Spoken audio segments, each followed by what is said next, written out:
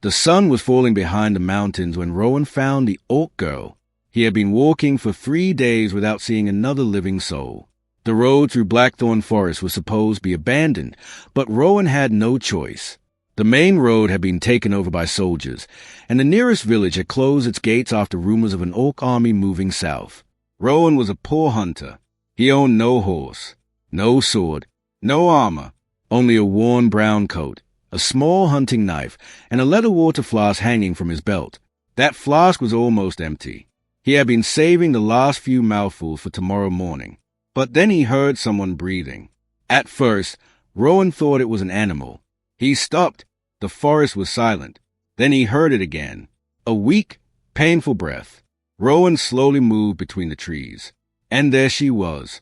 An orc woman lay against a large black rock.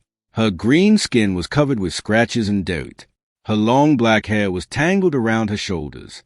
She wore a torn orange dress, and one side of the fabric was stained with blood. She looked exhausted. Her lips were dry. Her eyes were barely open. Rowan immediately reached for his knife.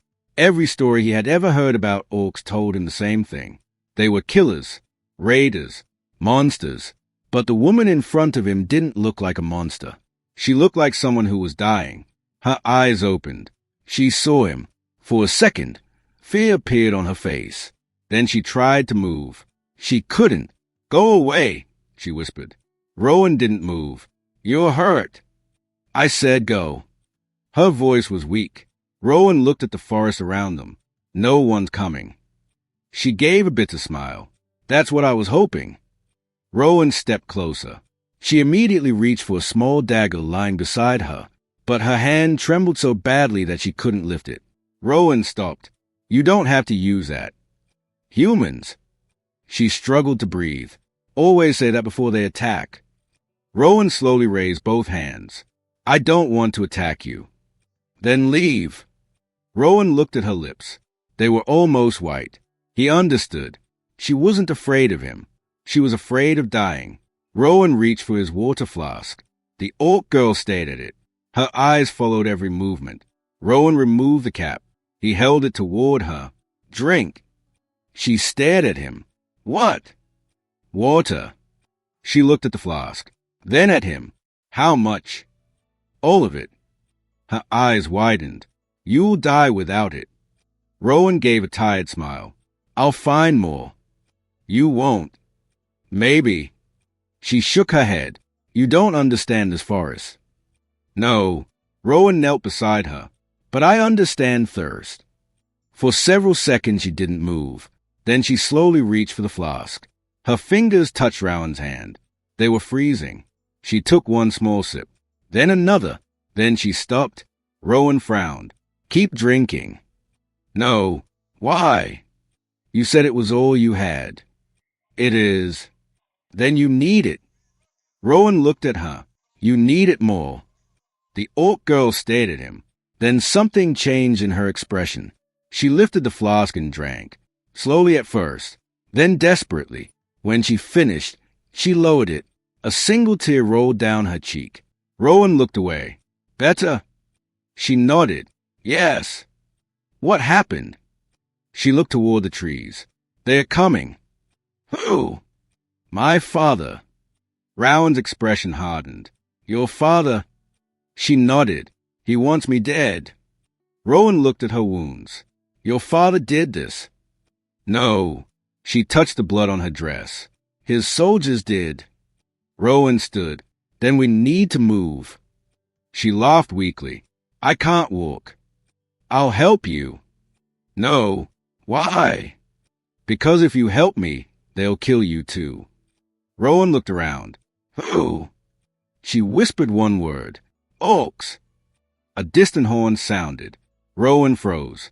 The sound rolled through the forest. Deep, heavy, close. The orc girl closed her eyes. "They found me." Rowan looked toward the northern trees. "We need shelter." "You should run." "I've already decided." She opened her eyes. "Why?" Rowan didn't answer immediately. He thought about the water. His last water. The thing he had saved for himself. He had given it away without knowing her name. Maybe that was enough reason. Because you're not dead yet. He bent down. Put your arm around my shoulder. She hesitated. Then she did. Rowan pulled her to her feet. She nearly collapsed. He caught her. She was heavier than he expected, but Rowan tightened his grip. What's your name? She looked at him. Lena. I'm Rowan. I know. He stopped. You know my name. She looked away. You talk in your sleep. Rowan stared. You've been following me? No. Then how? She pointed weakly toward the road. I saw you yesterday. Rowan didn't know what to say. They moved deeper into the forest. Every few steps Lena stumbled. Every time, Rowan caught her. Behind them, horns sounded again. Closer. Rowan found an old hunter's cabin hidden between thick trees. The door was broken. The roof was damaged, but there was a fireplace. He helped Lena inside. Sit. She lowered herself against the wall. Rowan searched the cabin. There was an old blanket, a rusted pot, some dry wood, nothing else. He started a fire. Lena watched him. You're a hunter. Yes. You've killed orcs. Rowan stopped. Yes. How many? He looked at the flames. I don't know. She looked down. Were they soldiers? Some. Some weren't. Rowan didn't answer. After a moment she said, Neither am I. Rowan looked at her. What are you? She took a slow breath. My name is Lena Varkana. Rowan waited. Then his eyes widened. You? Yes. The daughter of King Vark. She nodded. The Orc King, the ruler of the northern clans, a name that terrified every village along the frontier. Rowan stepped backward. Lena saw the fear in his eyes.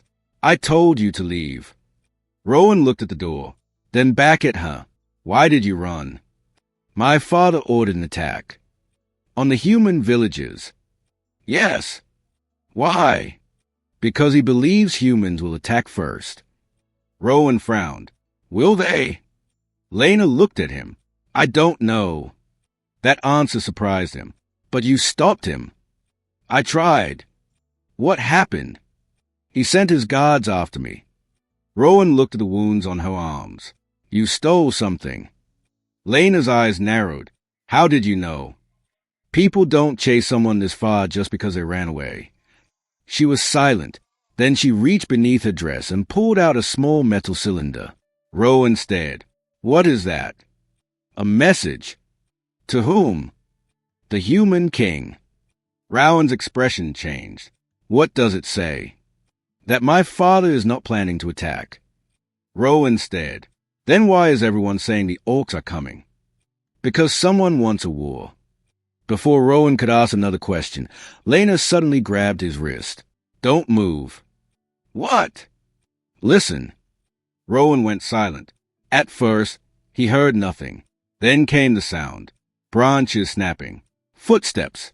Many footsteps. Lena whispered, They're here. Rowan looked at the door. How many? Too many. He picked up his hunting knife. Lena shook her head. That won't help. I know. Then why are you holding it? Because holding nothing feels worse. She almost smiled. Then a deep voice echoed outside. Princess Lena. She closed her eyes. That's him. Your father. No. Who? My father's commander. The door shook.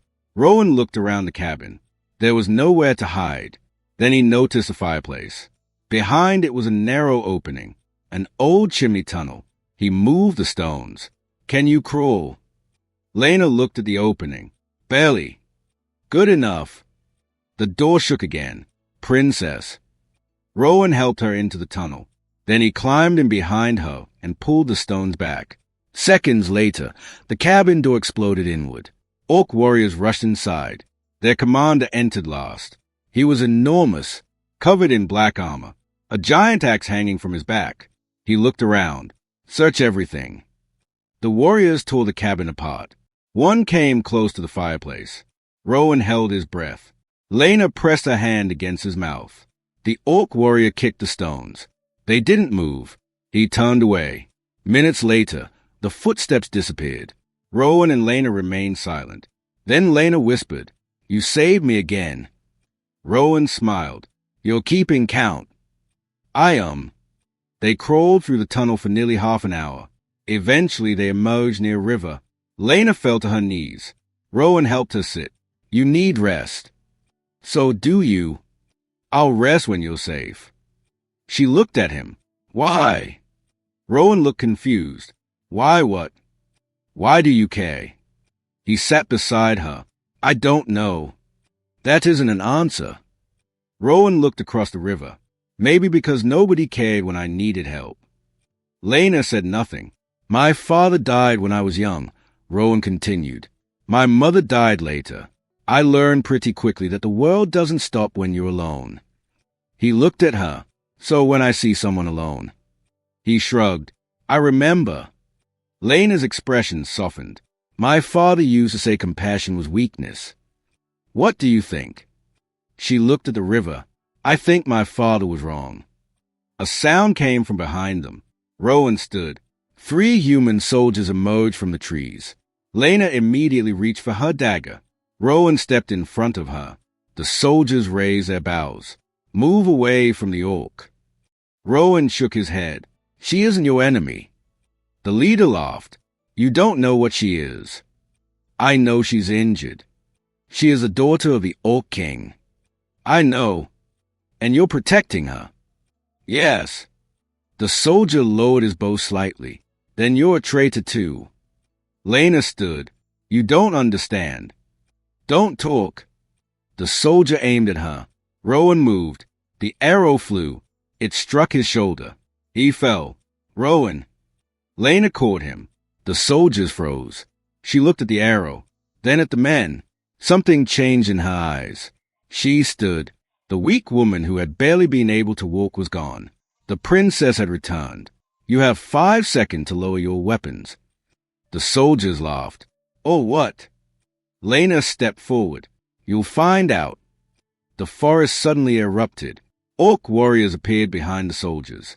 The humans turned. They were surrounded, but the orcs weren't attacking. They stood behind Lena. Their weapons were lowered.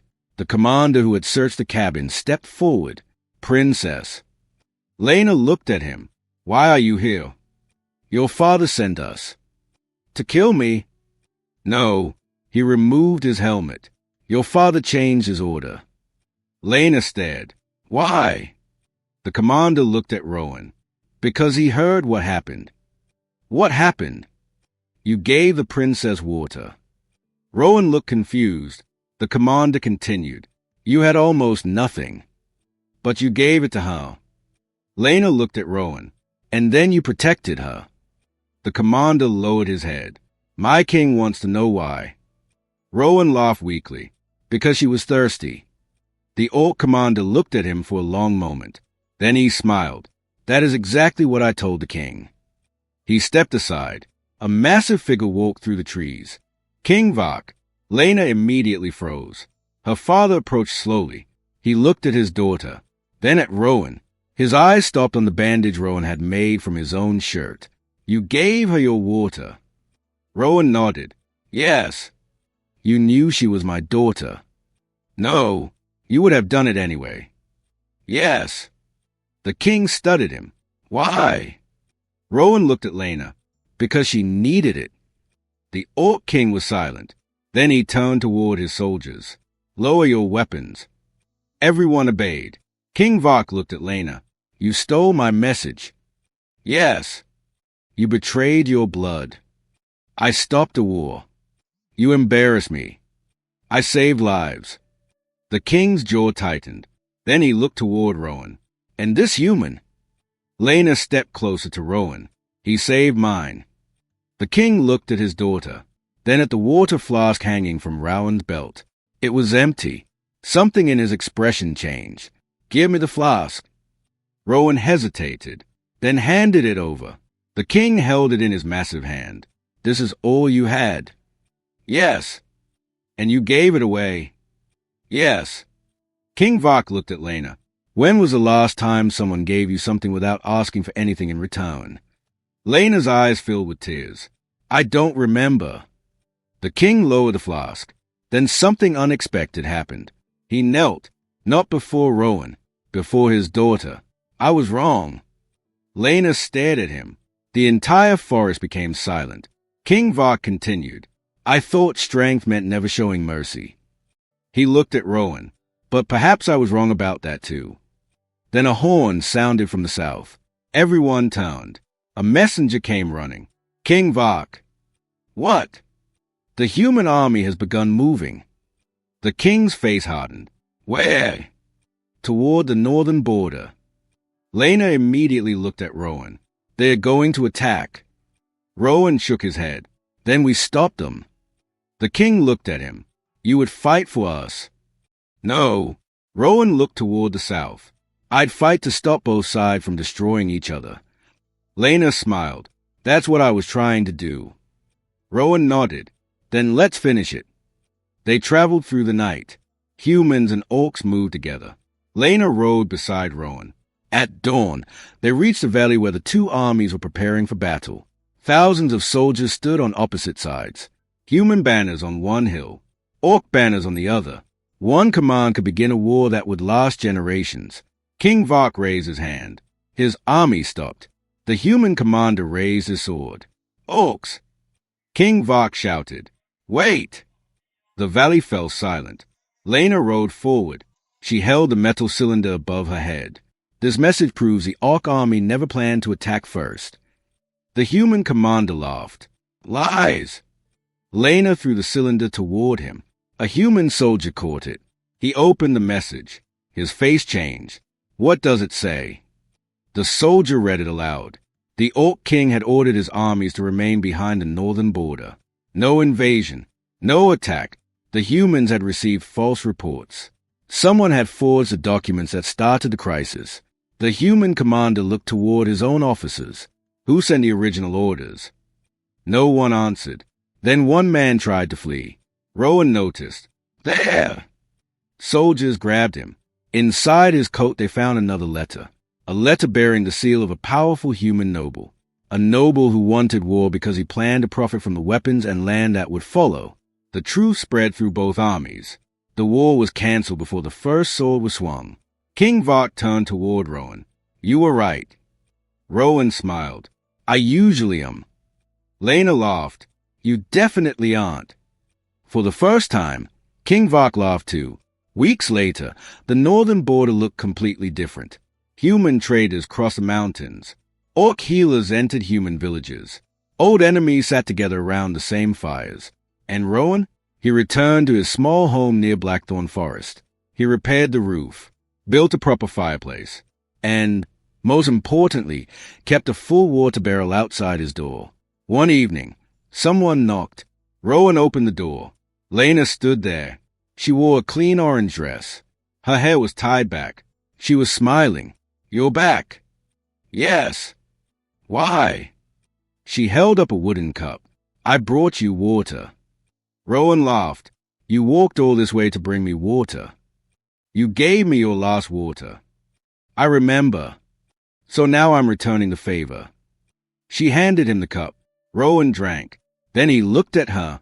You know, you didn't have to. I know. She smiled. I wanted to. Rowan looked toward the mountains. Is your father still angry with me? Lena laughed. He says you're the most troublesome human he's ever met. That's not very reassuring.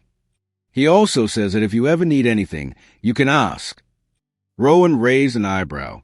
Anything. Almost anything. He smiled. Then I have one request. What? Stay for dinner. Lena looked surprised. What's for dinner? Rowan opened the door wider. Whatever I can afford. She smiled. Then I'll stay. They walked inside. Outside, the wind moved through the trees. The same forest where Lena had nearly died. The same forest where Rowan had found her.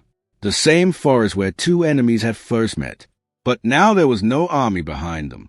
No swords. No orders. Only silence. And two people sitting beside a warm fire. Rowan placed a cup of water in front of Lena. She looked at it, then at him. You know, she said softly. That was the first thing anyone ever gave me without asking for something in return. Rowan smiled. Then I suppose I should have given you more. You already gave me enough. What? She looked into his eyes. A reason to believe humans weren't monsters. Rowan lowered his gaze. And you gave me a reason to believe orcs weren't either. Lena smiled. Outside, the bells of the border town began to ring. Not an alarm, not a warning, a celebration. The first treaty between humans and orcs had been signed, and the story of how it happened would be told for generations. Kings would claim credit.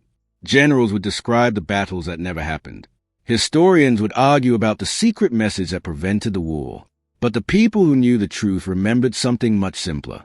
A wounded orc girl, a thirsty afternoon, and one poor human who had almost nothing left, except enough water to share.